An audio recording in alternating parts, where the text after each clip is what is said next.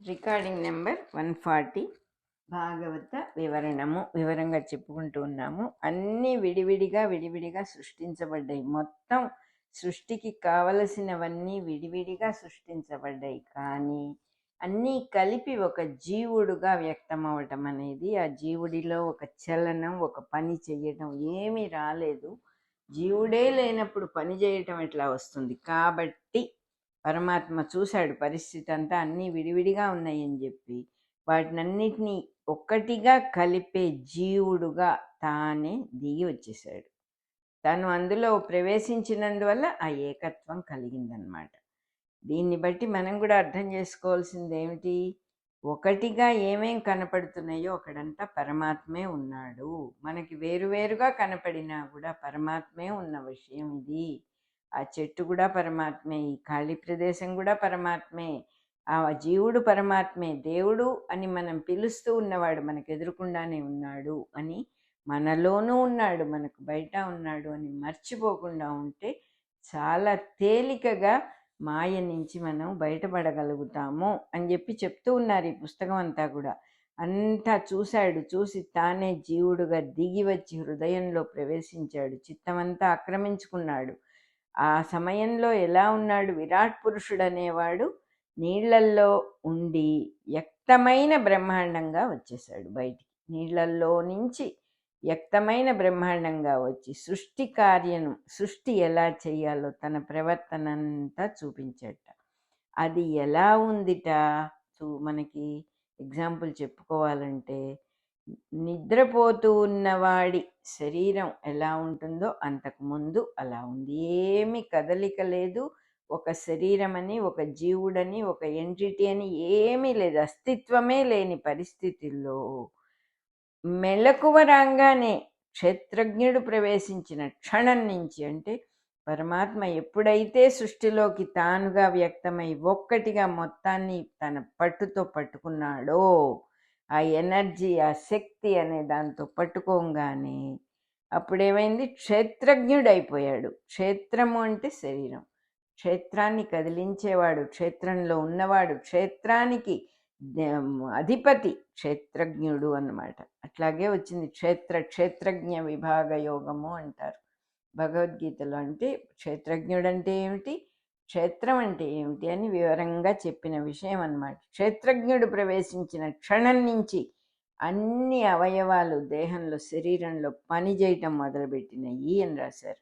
అంటే అర్థం ఏంటి? సృష్టి మొత్తంలో కదలిక, చైతన్యము అనేది వచ్చేసింది. అందరూ జీవులు పుట్టడం అనేటటువంటిది జరిగింది. జీవులలో కదలిక, ప్రాణశక్తి అన్నీ కూడా వచ్చేసేసినాయి. అన్ని దేహ భాగాలు చక్కగా పని చేయడం మొదలుపెట్టినాయి. మనం కూడా ఇప్పుడే పుట్టిన బిడ్డను జస్ట్ పుట్టక ముందు, పుట్టగానే వాడిలో ఎలా చలనం వస్తుంది, ఎలా వాడన్నీ ఒక్కొక్కటే ఎలా నేర్చుకుంటున్నాడు? ఎవరు నేర్పిస్తే వస్తాయి అవి? మనం ఏమన్నా పసివాడికి అన్నీ నేర్పిస్తున్నామా? కొంచెం అయిన తర్వాత వాడికి ఇప్పుడు అర్థమవుతుంది మనం చెప్పింది చేస్తున్నాడు అనే స్థితి వచ్చాక వాడికి నేర్పుతాం. కానీ అంతవరకు ఎవరు నేర్పలేదే. పాలు తాగటం ఎవరు నేర్పించారు? చీకటం, మింగటం ఇవన్నీ ఎవరు నేర్పించారు? మలం విసర్జిస్తాడు, మూత్రం విసర్జిస్తాడు, ఇవన్నీ వాడికి ఎవరు నేర్పించారు? అంటే పుట్టటము అనేది బయటికి రాగానే పరమాత్మ లోపల ఉండి ఆ చలనత్వాన్ని కలిగించి ఆ నేర్చుకునే గుణం కూడా ఇన్బిల్ట్ అన్నమాట. ఈ శాస్త్రం మొత్తం కూడా చక్కగా అర్థం చేసుకొని వివేకం కలిగిన వాళ్ళు, వివేకాన్ని పొందిన వాళ్ళు వైరాగ్య సంపన్నులవుతారు. అంటే ఏదేమిటో తెలిసినప్పుడు, ఓహో సర్వంలో ఉన్నది పరమాత్మే కదా, ఇక్కడ విడివిడిగా ఎవరూ లేరు. నేను దేన్నైతే చాలా ఇష్టంగా అయిష్టంగా సంసారంగా అనుభవిస్తూ ఉన్నానో అక్కడ ఇన్ని లేవు, ఉన్నది పరమాత్మ ఒక్కడే. ఆయన వల్లనే ఇదంతా, ఈ డ్రామా అంతా జగన్నాటకంగా ఇలా కనపడుతోంది అనే వైరాగ్యం వచ్చినప్పుడు ఆ విరాట్ పురుషుణ్ణి నిరంతరం ధ్యానం చేస్తారు. అటువంటి వాళ్ళు భక్తితో ధ్యానం చేస్తారు అని చెప్తూ ఉన్నారు. ఎందుకంటే ఉన్నవాడు వాడే అని తెలిసినప్పుడు ఎంత గొప్ప సృష్టి అసలు ఇది. ఒక్కడు ఇంత సృష్టి చేస్తున్నాడు, సర్వత్రా తానే ఉన్నాడు, ఎక్కడంటే అక్కడే ఉన్నాడు, మొత్తం సృష్టినంతా నడుపుతూ ఉన్నాడు. ఎట్ ది సేమ్ టైం ఏ కర్తవ్యమూ లేకుండా చేస్తున్నాడు. ఆయన ఇది చేయకపోతే ఏమిటి, చేస్తే ఏమిటి, ఆ రెండిటికి సమానత్వం బ్యాలెన్స్తో చేస్తున్నాడు ఆయన. చేయకపోయినా పర్వాలేదు, చేసినా పర్వాలేదు. చేస్తే నష్టం లేదు, చేయకపోతే లాభం లేదు, ఏమీ లేదు. లాభ నష్టాల రెండుకి సంబంధించినవి ఏవీ లేకపోవటమే పరమాత్మతత్వం. రెండుకు సంబంధించిన అది ఇది, ఇష్టము అయిష్టము, పాపము పుణ్యము, మంచి చెడు, లాభము నష్టం, ఇవన్నీ ఈ బేరీజులనే తక్కెడ, ఈ త్రాసు, ఈ బ్యాలెన్స్ అనేది లేనివాడే పరమాత్మ. ఆయన్ని తెలుసుకున్న వాడికి కూడా స్లోగా ఇవన్నీ కూడా ఎరేజ్ అయిపోతాయి. మనమేం చేయక్కర్లా, వాటంతట అవి డ్రాప్ అయి పడిపోతాయి అన్నీ కూడా. మనమేదో పట్టుబట్టి గట్టిగా చేసినప్పుడు, పట్టు అనేది మనస్సు లక్షణం కాబట్టి మనల్ని కూడా బిగిచ్చేస్తుంది ఆ పట్టు. అందుకని జాగ్రత్తగా ఉండాలి. భక్తి మార్గం ఉత్తమము అని చెప్పటం కూడా అందుకే. ఎందుకంటే వేరే ఏ మార్గాన్ని పట్టుకున్నా మనకి దైవ సహాయం ఉండదు. భక్తి అనేది మనం కూడా చేస్తాం, కాకపోతే వేరే వేరే రూపాలతో చేస్తాం. మనకు అన్నం అంటే చాలా ఇష్టం, అదొక భక్తి. అధికారి అంటే చాలా ఇష్టం, వాడిని పొగడితే, వాడిని బుట్టలో వేసుకుంటే, వాడికి రకరకాల బహుమతులు తీసుకెళ్ళి ఇస్తే మన బాస్కి వాడు మనతో చాలా ఇదిగా ఉంటాడు. బాగా పరిచయం చేసుకుంటే కొంచెం మొహమాటపడి మనకు కావాల్సిన పనులన్నీ చేసి పెడతారండి వాళ్ళు అనేటటువంటి భావాలతో కూడినటువంటి భక్తి మనది. అలా కాదు, ఆ పరమాత్మ సర్వత్రా ఉన్నాడు అని తెలుసుకోవటం ద్వారా ఆయనను భక్తిగా ఆరాధిస్తే అన్నీ ఆయనే చేసి పెడతాడు. ఏమీ చెయ్యక్కర్లేదు, మనం ఆయన అడగక్కర్లేదు అసలు అని చెప్పి చెప్తూ ఉన్నారు. ఈ శాస్త్రాన్ని అర్థం చేసుకొని వివేకం వచ్చి, ఓహో ఉన్నది పరమాత్మే కదా, సమస్తంలో ఆయనే ఉండి అన్ని నడుపుతూ ఉన్నాడు అని తెలిసినప్పుడు భక్తితో ధ్యానం చేస్తారు. అప్పుడేమవుతుందంటే భక్తి కలిగినప్పుడు, వినయం కలిగినప్పుడు ప్రకృతి అంటే ఏమిటి, పురుషుడు అంటే ఏమిటి అని తెలుస్తుంది. తమలో ఉన్న ప్రకృతి పురుషులు అంటే ఏమిటో అర్థమవుతుంది. తమలో ఉన్న పురుషుడు ప్రకృతికి అతీతుడవుతాడు. అంటే తమలో జీవుడుగా ఉన్నవాడు ప్రకృతికి బియాండ్గా అయిపోతాడు, మోక్షస్థితి వచ్చేస్తుంది వాడికి. ఈ వివేకం లేకపోతే పురుషుడికి ప్రకృతితో సంబంధం కలిగి సంసార బంధం పుడుతుంది. అంటే ఉన్నదంతా పరమాత్మ వస్తువే, ప్రకృతిగా ఉన్నది ఆయనే, పరమాత్మగా ఉన్నది ఆయనే. ఇవి రెండుగా చూడటం జరుగుతుందన్నమాట. ఆ భక్తి లేనప్పుడు ఇవి రెండుగా చూస్తే రెండిటికి పరస్పర సంబంధం ఏర్పడుతుంది. ఆ పరస్పర సంబంధం వల్ల ఒక స్ప్లిట్, ఆ స్ప్లిట్ హీల్ అయ్యేదాకా మనశ్శాంతి ఉండదు. ఆ స్ప్లిట్ హీల్ అవ్వటం చాలా కష్టం అవుతుంది భక్తి లేని వాళ్ళకి. భక్తి ఉన్నప్పుడు చాలా తేలికగా జరుగుతుంది, సంసార బంధమే లేకుండా అయిపోతుంది. లేదా స్ప్లిట్ కనుక ఉన్నదంటే ప్రకృతి వేరు, పురుషుడు వేరు, వీళ్ళిద్దరికి మధ్యలో సంబంధం అనేదే స్ప్లిట్. అది ఉందంటే సంసార బంధం పుడుతుంది అని రాశారు ఇక్కడ. సత్వరజస్తమస్సులతో, సత్వగుణం, రజోగుణం, తమోగుణంతో కూడిన ప్రకృతి కారణంతో ఏర్పడిన ఈ దేహమే కార్యరూపం. అంటే కార్యము, ఒక పని చెయ్యాలి అంటే దేహం ఉండాలి. దేహాన్ని కార్యరూపము అనటము ప్రకృతి ధర్మాల మీద ఆధారపడి వచ్చిందే కానీ శరీరం విడిగా ఒక వస్తువుగా అనుకోకూడదు. అనేక వస్తువులతో కలిసి తయారైనది ఒక వస్తువు అనటం సరైన పద్ధతి కాదు, అది అసత్యం అవుతుంది అని చెప్తున్నారు ఇక్కడ. అనేక వస్తువులు కలిపి శరీరాన్ని చేశారు. ఇక్కడ మనం అర్థం చేసుకోవాల్సిన విషయం ఏమిటంటే ప్రకృతి పురుషుడు అని ఇద్దరు ఉన్నారు జీవుడి దేహంలో అని. ప్రకృతిగా అంతా తయారైన తర్వాత పురుషుడు అనేవాడు దాంట్లో ప్రవేశించి దానికి ప్రాణమిచ్చి, చైతన్యం ఇచ్చి, కదలికనిచ్చి, ఏకత్వాన్నిచ్చి, ఇదంతా ఒకే శరీరంగా చేసి ప్రవర్తన అనేది రావటం కూడా పరమాత్మ వల్లనే జరిగింది. కాబట్టి ఇక్కడ తానే ప్రజ్ఞగా ప్రవేశించాడనమాట. జీవ ప్రజ్ఞ, అస్తిత్వ ప్రజ్ఞ. పురుషుడికి సంబంధించినంత మటుకు అస్తిత్వ ప్రజ్ఞ మాత్రమే ఇక్కడ జీవుడిగా ఉన్నాడు. కానీ ప్రకృతి అంతా కూడా మొత్తం ఇక్కడ రిఫ్లెక్ట్ అవుతుంది. ఈ ప్రకృతికి ఏవేం మార్పులు ఉన్నాయో, ఏం స్వభావాలు ఉన్నాయో, ఏ గుణాలు ఉన్నాయో అవన్నీ పురుషుడికి ఏమాత్రం ఉండవు. కేవలం ప్రకృతి గుణాలతో సంబంధం ఏర్పరచుకొని జీవుడిగా ఉన్నప్పుడు తాను అనే ప్రజ్ఞ మటుకే పురుషుడిది. మిగతా ఏ లక్షణం కూడా ఇక్కడ పురుషుడి లక్షణం కాదు. ఈ ప్రజ్ఞనే అహంకారము అని అంటారు. ఈ అహంకారం చేత పురుషుడి ప్రజ్ఞ మరుగుబడి మోహం కలుగుతుంది. అసలు ప్రజ్ఞ అనేది మోహంలోకి వెనక్కి వెళ్ళిపోతుంది. కాబట్టి మోహం వల్ల ఈ నేనే ఇది, ఈ దేహం నేను అనేటటువంటి అహంకారం వచ్చేస్తుంది. ఈ పనులన్నీ నేనే చేస్తున్నానని నమ్మటం జరుగుతుంది. దాంతో నేను చేస్తున్నాను అనుకున్నప్పుడల్లా దానికి సంబంధించిన ఆఫ్టర్ ఎఫెక్ట్స్ న్యాచురల్గా ఉంటాయి. ఏదైనా నువ్వు చేసినప్పుడు నువ్వే బాధ్యుడివి కదా అని మనం కూడా అంటాం కదా కొంతమందితో. ఈ పని ఎందుకు చేసావురా నాయన అంటే, నేను ఇందుకోసం చేశానంటే, అయితే దాని రెస్పాన్సిబిలిటీ నీదే, మరి ఏం జరిగినా ఇంకా నువ్వే అంటాం కదా. అట్లా పురుషుడికి ఏమీ సంబంధం లేదు ఈ స్వభావంతో కానీ, గుణాలతో కానీ, ప్రకృతికి సంబంధించిన అహంకారంతో కానీ, ఈ నేనే పనులన్నీ చేస్తున్నాను అనే నమ్మకంతో కానీ ఆ పరమాత్మ జీవుడిగా దేహంలో ఉన్న ప్రజ్ఞకు ఏమీ సంబంధం లేదు, ఏమీ అంటదు కూడా. ఎలాగైతే ఒక నాలిక మీద ఎన్ని రకాల పదార్థాలు వేస్తూ ఉన్నా కూడా నాలికకు ఏమీ అంటదు. ఏ ఒక్క పదార్థం అన్నీ రుచి చూస్తుంది అది, కానీ ఏది అంటుకోదు. నాలికకి అతుక్కుపోయిందండి అనే పాయింట్ ఉండదు అక్కడ. ఆ రకంగా ఇంత శరీరంలో ఎక్కడ పూసినా అతుక్కుంటుంది, ఎక్కడ పూసినా అంటుకుంటుంది, నాలిక మీద మటుకే అతుక్కోదు. సో అలా ఆ పరమాత్మకి మాత్రం ఏది అంటుకోదు అని చెప్పి చెప్తూ ఉన్నారు. ఎప్పుడు అలాగే నిర్మలంగా ఉండేటటువంటి వస్తువే మనలో ఉన్న పరమాత్మ అనబడేవాడు నిర్మలుడు. ఈ పరమాత్మ వస్తువే నిర్మలత్వం. వాడి ఆయన ఎక్కడున్నా కూడా ఆయనకి ఏది అంటదు అని చెప్పి చెబుతూ ఉన్నారు. నేనే ఈ పనులన్నీ చేస్తున్నాను అనే ప్రకృతి దోషాలన్నిటిని అంటించుకొని మనము ఆ కర్మబంధంలో పడతాము. ఈ దోషాల వల్ల చేసే పనులన్నీ కూడా సంస్కారాలు అయిపోతాయి. అంటే వాసనలు అంటారు వాటిని. సంస్కారాలు అంటే మర్చిపోము, లోపలగా బాగా ఒక గింజలో చెట్టంతా ఉన్నట్టుగా దాక్కొని ఉంటాయి. ఇవన్నీ మళ్ళీ దానికోసమని మళ్ళీ మనిషిగానో జంతువుగానో పుట్టడం అనేది జరుగుతుంది. ఆ పుట్టిన తర్వాత మళ్ళీ సంసారంలో పడతాడు అని చెప్పి రాశారు ఇక్కడ.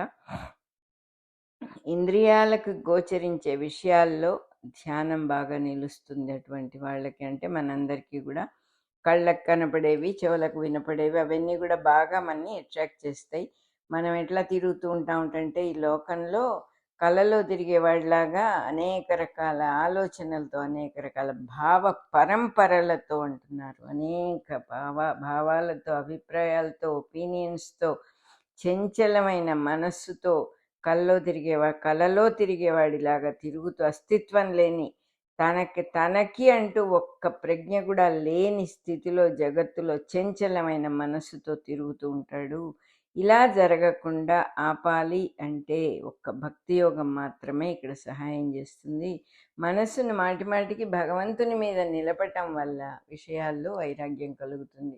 ఎందువల్లంటే ఆయనకి ఏ రకమైనటువంటి అంటుకోవటం అనే గుణం ఆయనకు లేదు. కాబట్టి ఆయనని ధ్యానం చేసినందువల్ల ఆ అంటుకోని గుణం మనకు కూడా అంటుతుందన్నమాట.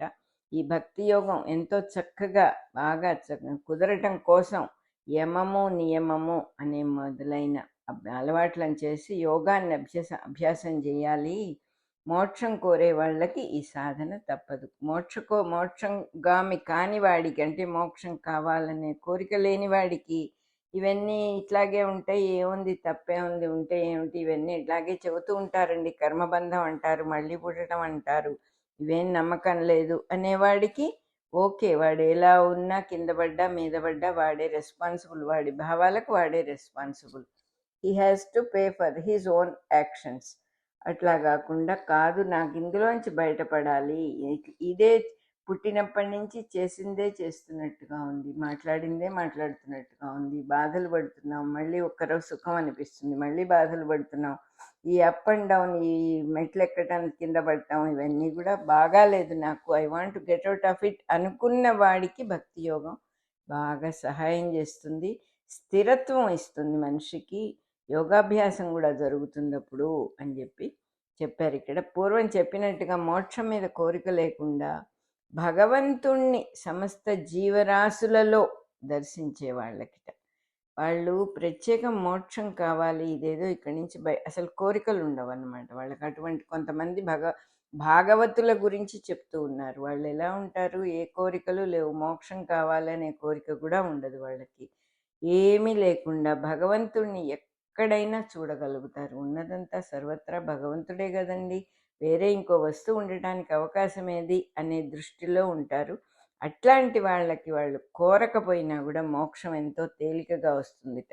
అట్లా కాకుండా మోక్షం మీద కోరిక ఉండి భగవద్ధ్యానం చేసే వాళ్ళకి చాలా తీవ్రమైన సాధన కావాలి.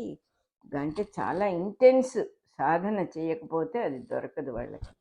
మోక్షం మీద కోరిక ఉంది కాబట్టి ఆ కోరికతో భగవద్ధ్యానం చేయటం అంటే అది కొంచెం ఒక పెద్ద బరువు నెత్తిన మోసుకుంటూ ధ్యానానికి కూర్చోవటం కిందే లెక్క. ఈ బరువు మొయ్యాలి, ఆ ధ్యానము చేయాలి, కాబట్టి కొంచెం కష్టం అవుతుంది. భక్తి యోగం కన్నా అష్టాంగ యోగానికి ఎక్కువ ప్రాధాన్యం ఇస్తారు. వాళ్ళకి చాలా జన్మలు పడుతుంది, తీవ్ర సాధన కూడా అవసరం అవుతుంది అంటున్నారు. సాధన కూడా చాలా కష్టమే, అనేక రకాల ఇబ్బందులు కూడా ఎదురవుతాయి సాధనలో. ఎందుకంటే మనం ఎవరి గురించి ధ్యానం చేస్తున్నామో వాడి సహాయం లేకుండా పని చేసినప్పుడు, ఇంట్లోకి మనకి ప్రవేశం కావాలంటే ఇంటి యజమానితో సఖ్యత లేనప్పుడు మనం ఎన్ని ఇబ్బందుల పాలవుతామో, భక్తి లేని ముక్తి ఆ రకంగా ఇబ్బంది అప్ అండ్ డౌన్ చాలా స్ట్రగుల్గా ఉంటుందన్నమాట. చాలా స్ట్రగుల్ అవ్వాల్సి వస్తుంది అప్పుడు. సో సర్వాంతర్యామి భక్తి లేకుండా కుండలిని యోగ సాధన కానీ, మణిమంత్రాదుల సాధనలు కానీ అవన్నీ చేసేవాళ్ళు చాలామంది ఉన్నారు. వాళ్ళకి ఎన్నో జన్మల్లో ఎన్నో రకాల బాధలు వస్తాయి, విఘ్నాలు వస్తాయి వాళ్ళ సాధనకి. అంటే డబ్బు ఇబ్బందులు, సదుపాయంగా ఇల్లు కుదరకపోవటం, చుట్టుపక్కల ఉన్న వాళ్ళతో గొడవలు రావటం, ఎప్పుడు ట్రాన్స్ఫర్లు అవుతూ ఉండటం, దొంగలు పడుతూ ఉండటం. నాకు చాలామంది తెలుసు, వాళ్ళ ఇంట్లో మటుకే ఎప్పుడు దొంగలు పడుతూ ఉంటారు. వాళ్ళేం పెద్ద ధనవంతులు కూడా కాదు, కానీ ఆ బాధ వాళ్ళకి. అది దొంగలు పడతారు కదండి అంటారు వాళ్ళని. అలా వాళ్ళు అంటారు తమకు తామే, అవును న్యాచురల్ కదండి, దొంగలు పడుతూ ఉంటారు కదండి అంటారు. వాళ్ళ ఇంటికే దొంగలు వస్తారు, వాళ్ళ ఇంట్లోనే దోచుకుపోతూ ఉంటారు. ఇవన్నీ చూసినప్పుడు కొంచెం ఆశ్చర్యం వేస్తుంది. ఇప్పుడు ఇక్కడ చదువుతూ ఉంటే అర్థమవుతుంది. ఆ భక్తి, ఆ సర్వాంతర్యామి అనేటటువంటి ఒకే ఒక ఎంటిటీ ఉన్నది, పరమాత్మే సర్వత్రా ఉన్నాడు అనే భావన లేకుండా ఉన్న వాళ్ళకి అనేక రకాల బాధలు వస్తాయి. వాళ్ళు ఎంత యోగం చేసినా, ఎంత కుండలిని సాధన చేస్తూ ఉన్నా కూడా విఘ్నాలు ఎదురుగా వస్తాయి అని చెప్పి చెబుతున్నారు. అంతేకాకుండా అంతర్విఘ్నాలు అనేక జన్మల్లో బాధిస్తాయి. అంతర్విఘ్నాలంటే చెప్తూ ఉన్నారు ఇక్కడ, మంచి పనులు చెయ్యాలి అనే విపరీతమైన కాంక్ష, కీర్తి కాంక్ష. అంటే ఏది కూడా అతి సర్వత్ర వర్జ్యేతని ఓవర్గా మనిషిని పట్టి లాగి గుంజిపడేసే విషయంగా ఉండకూడదు. పట్టు విడుపు ఉండాలి, చూసి చూడనట్టుగా జాగ్రత్తగా మెలగటం నేర్చుకోవాలి. అంతేగాని ప్రతిదానికి విపరీతమైన పట్టుదల పట్టడము అనేది కూడా మళ్ళీ మానసికమైనటువంటి సాధనే అవుతుంది. అది మనస్సు కనుక ఉన్నదంటే బాధ తప్పకుండా వస్తుంది. ఆ మనస్సుని భగవంతుడి పాదాల దగ్గర పెట్టి, తండ్రి నువ్వే ఉన్నావు, అంతా నువ్వే చూసుకోవాలి, నువ్వు ఉన్నావనే ధైర్యంతో నేనున్నా, నా అంతా బాగానే ఉంటుందని నేను అనుకుంటున్నా అనే భావనతో ఉన్నప్పుడు ఆ ఇబ్బందులేవి రావన్నమాట. అది చెప్తూ ఉన్నారు ఇక్కడ. అనేక రకాల అంతర్విఘ్నాలు అంటే కూడా ఎట్లా ఉంటాయిటంటే, ఈ మంచి పనులు చేయాలని, మంచిగా ఉండాలని, బలవంతంగా మంచిగా ఉండటాన్ని వాళ్ళు ప్రాక్టీస్ చేస్తారు. అంటే మంచిగా ప్రవర్తిస్తే చాలు, పైకి లోపల ఎలా ఉన్నది అనేటటువంటిది ఉండదన్నమాట. ఇంకా ఏమిటి చెబుతున్నారు, గురువుల వాళ్ళని, గురువులు అయిపోతారు వాళ్ళు, మంచి మాటలు చెప్తూ ఉన్నందువల్ల గురువులు అవుతారు. గురువులు అనిపించుకోవటం వల్ల శిష్యులతో మొహమాటాలు వస్తాయి, ఈ శిష్యుడితో ఆ శిష్యుడితో బిహేవియర్లో ప్రాబ్లమ్స్ వస్తాయి చాలా. అందులో అటువంటప్పుడు ఏమవుతుంది, నిజమైన ఆదరంతో ప్రేమతో సేవ చేసే శిష్యుల్ని చులకనగా చూస్తారు. ఎందుకంటే వాళ్ళని ఎట్లా చూసినా వాళ్ళు మంచిగానే ఉంటారు కాబట్టి వాళ్ళని అశ్రద్ధ చేస్తారు. అంటే మన మాట వినే వాళ్ళని అశ్రద్ధ చేసి, మనమంటే కొంచెం అటు ఇటుగా ఉండే వాళ్ళని జాగ్రత్తగా వాళ్ళు మనల్ని అనకుండా చూసుకోవటం అన్నమాట. అది సాధారణంగా హ్యూమన్ బిహేవియర్లో ఉంటుంది, ఇక్కడ కూడా ఉంటుంది అని చెప్పి చెబుతూ ఉన్నారు ఇక్కడ. అట్లాగే కొంతమంది శిష్యుల మీద, శిష్యురాండ్ర మీద, అంటే ఆడపిల్లలు కూడా శిష్యులుగా ఉండే కాలం కదా ఇది, ఆ వాళ్ళ మీద మమకారము బంధము కూడా ఏర్పడతాయి ఆ గురువుకి. ఇవన్నీ కూడా ఒక పద్ధతిలో అంతర్విఘ్నాలనే చెప్తారు. ఇతని సాధనకి, సోకాల్డ్ గురువు గారి సాధనకి ఇబ్బంది అవుతుంది అక్కడ అని చెప్పి చెబుతూ ఉన్నారు. అంతేకాకుండా లోకాన్ని ఏదో ఉద్ధరించాలని, ఎవరికో ఏదో సహాయం చేయాలి, ఎవరో దీనులున్నారని విపరీతమైన ఆరాటపడటం, వ్యామోహపడటం, ఉద్యమాలు చేయటం, ఆశ్రమాలు మఠాలు అవన్నీ నిర్వహించే బరువు బాధ్యతలన్నీ తీసుకోవటం, మంచి పనులు చేయటం కోసమని లేనిపోని సాధనలు చేయటం.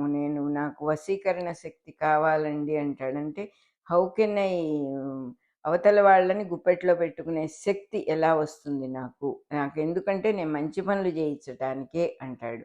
ఇవన్నీ కూడా బంధం కలిగించేవే కానీ వదిలిచ్చేవి కాదు. అందుకని చెబుతున్నారు, ఇవన్నీ నీకెందుకు, దైవం మీద వేయి భారం, పరమాత్మే ఉన్నాడనుకో. ఆ అనుకోని ఉన్నవాడు వాడే కాబట్టి నువ్వు అలా అనుకోగానే వాడే ఉంటాడు నీకు.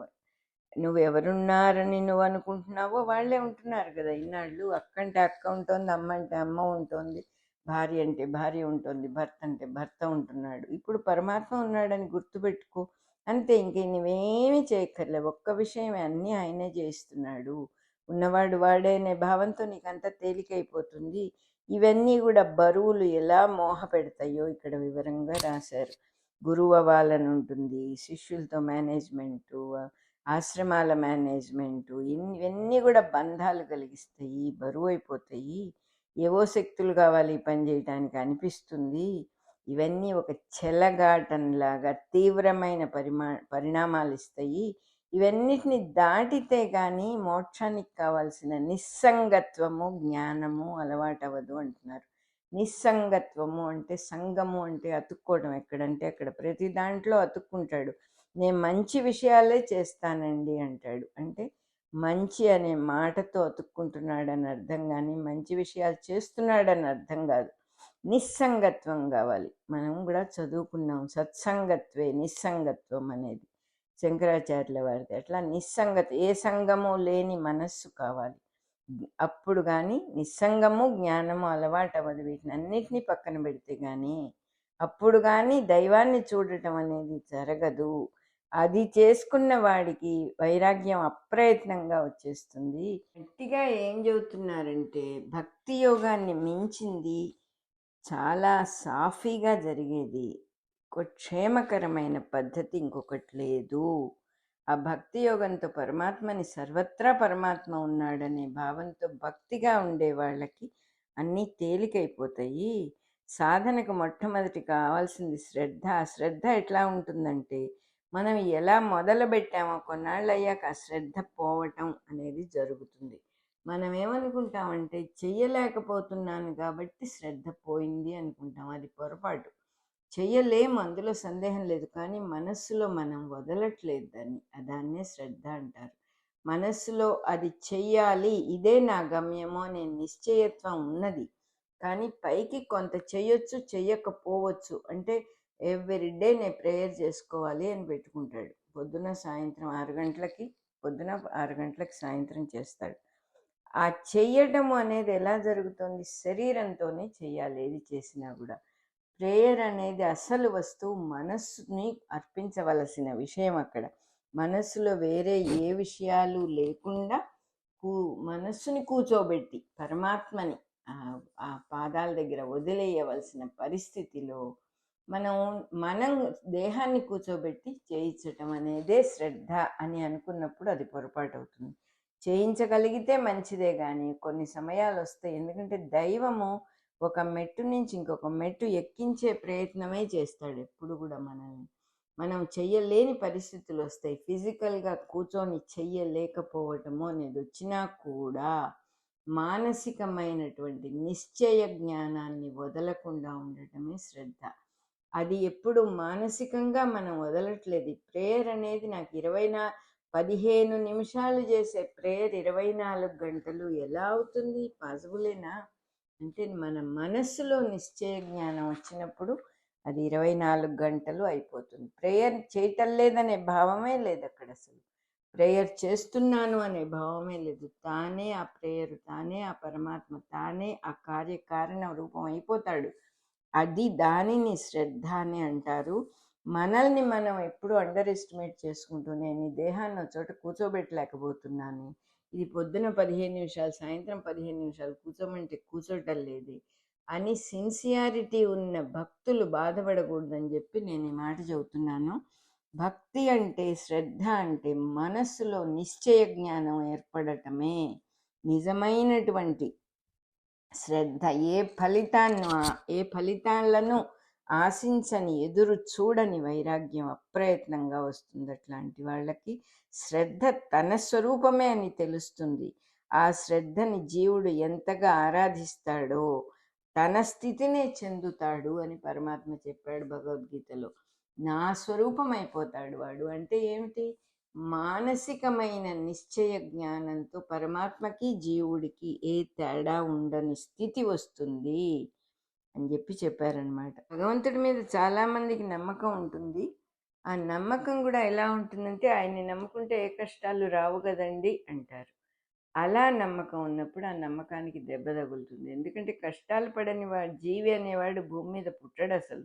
వాడు ఇక్కడ అనుభవించటానికే వస్తాడు భూమి మీదకి. వాడు చేసుకున్నటువంటి అన్ని పనుల తాలూకు, కర్మల తాలూకు కంటిన్యూయేషన్ కోసమే ఇక్కడ భూమి మీదకి వస్తాడు. వాడికి కష్టం లేకుండా ఉండటం అనేది ఇంపాసిబుల్, అది జరగని పని. ఆ కష్టం వచ్చింది అనగానే మళ్ళీ దేవుడి మీద నమ్మకం పోతుంది. కష్టం రాదు అనుకుని నేను ఆయన ఆరాధించాను, ఆయన చాలామందిని చూస్తాం కూడా, నా పిల్లవాడు పోయాడండి అప్పటి నుంచి నేను దేవుడి పూజ చేయటం మానేశాను అనేవాళ్ళు చాలామంది నేనే చూశాను నా జీవితంలో. సో అది కాదు భగవంతుడిని నమ్మటం అంటే. భగవంతుడు సర్వత్రా ఉన్నాడని తెలుసుకోవాలి. ఇతరులలో సాక్షాత్తు పరమాత్మ అంతర్యామిగా ఉన్నాడు అనేది తన జీవితంలోకి, తన ప్రవర్తనలోకి, దినచర్యలోకి, ఇతరులతో ప్రవర్తించేటప్పుడు దాంట్లోకి అంత దిగి రావాలి, ప్రాక్టికల్గా ఉండాలి అని చెబుతున్నారు. అవతలవాడిలో దేవుడున్నాడనే విషయం నువ్వు ప్రాక్టికల్గా నీకు నువ్వు రుజువు చేసుకోవాలి. అవతలవాడు దేవుడే అనే భావంతో జీవించాలి, కానీ ఊరికే నమ్మటం కాదు, నచ్చటం కాదు ఇక్కడ అని చెబుతూ ఉన్నారు. అతని శ్రద్ధతో, సత్యమైన భావంతో నా పాదాలను ఎవరైతే సేవిస్తారో, నా కథలను వర్ణించుకోవడంలో ఎవరైతే సంతోషపడతారో, అందరు జీవులలో నేనే ఉన్నాననే సమబుద్ధితో ఎవరైతే ఉంటారో అటువంటి వాళ్ళ కథలు ఎవరు విన్నా కూడా వాళ్ళకు కూడా మేలు జరుగుతుంది. కథలు విన్న వాళ్ళందరికీ కూడా సర్వత్రా సర్వజీవులలోనూ నేనే ఉన్నాను అనే సమబుద్ధి కలగాలి. ఊరికే కథలు విని వెళ్ళిపోవటం కాదు. అప్పుడే మహానుభావుల ప్రవర్తనలు మనకి భగవంతుడి మంచి కథల కింద మారిపోతాయి. ఎవ్వరితో కూడా శత్రుత్వాన్ని పెట్టుకోకూడదు. మనం మంచిగా ఉండొచ్చును కానీ ఇంకొకళ్ళు మన మీద మనల్ని శత్రువుగా చూస్తే నేనేం చెయ్యాలి అనే ఐడియాలు, ప్రశ్నలు వస్తాయి. మన సాధన గురించే మనం అనుకోవాలి, కానీ ఇతరుల విషయాలకు సంబంధించిన అభిప్రాయాలు ఏమీ పెట్టుకోకూడదు. నువ్వు శత్రుత్వం వహించొద్దు అని చెప్పారు, అంత మటుకే. మనకి ఇంకొకరి మీద శత్రుభావం ఉండకూడదు. వీళ్ళు గిట్టని వాళ్ళండి అని అనుకోకూడదు ఎవరిని గురించి. ఎందుకంటే అక్కడ కూడా పరమాత్మే ఉన్నాడు. ఎవరిని నువ్వు కాదంటున్నావు? పరమాత్మని కాదంటున్నావు. అందువల్ల జాగ్రత్తగా ఉండాలి. అందువల్ల పరమాత్మే సర్వత్రా ఉన్నాడనేది ప్రాక్టీస్లోకి రావాలి, కానీ ఊరికే భావరూపంలో ఉంటే చాలదు. అలాగే బ్రహ్మచర్యం కూడా సాధనగా ఉంటుంది. పూర్వకాలం చిన్నతనంలోనే ఈ సాధన మొదలుపెట్టేవాళ్ళు గురువు గారి దగ్గర ఉండి, కాబట్టి బ్రహ్మచర్యము అనేది తేలికగా ఉండేది. పెళ్ళిళ్ళు అవ్వకముందే ఈ సాధన అంతా అయిపోయేది వాళ్ళకి. చిన్నప్పుడు సాధన చేయకుండా ఉన్నవాళ్ళు కొంచెం పెద్దవాళ్ళు అయిన తర్వాత ఈ సాధన చెయ్యాలి అనుకున్నప్పుడు వాళ్ళు బ్రహ్మచర్యం చెయ్యాలి కదా అని భార్యని దూరంగా పెట్టడం, అలాంటి పనులు చాలా పొరపాటు అని చెప్తూ ఉన్నారు. అది ఎప్పుడు ఏది చెయ్యాలో అది చెయ్యటమే. భార్య అనేది ఉండి గృహస్థుగా ఉన్నప్పుడు ఆ భార్య కోరికల్ని తీర్చడం అనేటటువంటి బాధ్యత ఆ వ్యక్తికి ఉంటుంది. అది గనక చెయ్యకపోతే వాళ్ళకి అనేక రకాల జబ్బులు కూడా రావటం జరుగుతుంది. ఆ కామాన్ని అదుపులో పెట్టుకొని నొక్కుకున్నందువల్ల అనేక వ్యాధులు వస్తాయి. రామకృష్ణ పరమహంస మొదలైన వాళ్ళు కొంతమంది దీనికి అతీతమైన వాళ్ళు, వాళ్ళ పుట్టుకే అటువంటిది. అటువంటి పుట్టుక కలిగిన వాళ్ళ గురించి ఇక్కడ చెప్పటం లేదు, సామాన్య మానవుల గురించి చెప్తూ ఉన్నారు ఇక్కడ. వాళ్ళు దాన్ని బలవంతంగా నొక్కుకున్నప్పుడు నోరు నొక్కుకుని బతికినట్టుగా అది లోపల చాలా ప్రాబ్లమాటిక్ అయిపోతుంది, ఆరోగ్యం చెడిపోతుంది. కామాన్ని బలవంతంగా అణుచుకున్నందువల్ల ఆ కొన్ని కొన్ని ప్రదేశాలన్నీ రోగగ్రస్తం అవుతాయి. మానసిక వ్యాధి కానీ అనేక రకాల క్యాన్సర్ వ్యాధులు కానీ రావడానికి అవకాశం ఉందంటున్నారు. సారాంశం ఏమిటంటే బ్రహ్మచర్యాశ్రమంలో పూర్తిగా నిష్కామ జీవితము చేయాలి, కానీ గృహస్థాశ్రమంలో ఎంత మటుకు అవసరమో అంత మటుకు కామాన్ని తప్పకుండా ఆచరించాలి. తప్పు లేదు అందులో. దాంపత్య సహజీవనం అనేది గృహస్థాశ్రమంలో ఋషుల మార్గం కూడా అదే. కాబట్టి గృహస్థులు ఎంతమందో ఉన్నారు, ఋషులు పెళ్ళిళ్ళు చేసుకున్నారు, పిల్లల్ని కన్నారు, కన్యాదానాలు చేశారు వాళ్ళు కూడా. అందువల్ల చెప్తూ ఉన్నారు అది సహజమే, అది తప్పు లేదు అని చెప్పారు ఇక్కడ. మన రికార్డింగ్ నెంబర్ 140 అయిపోయింది.